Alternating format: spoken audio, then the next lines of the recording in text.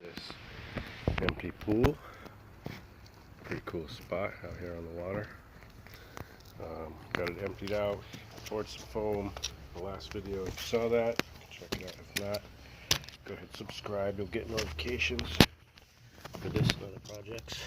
And like I said, we got some foam here that we poured down not too long ago. And basically what I've got to do is grind a good area, and I'm going to lay a fiber patch on top of that we brought along.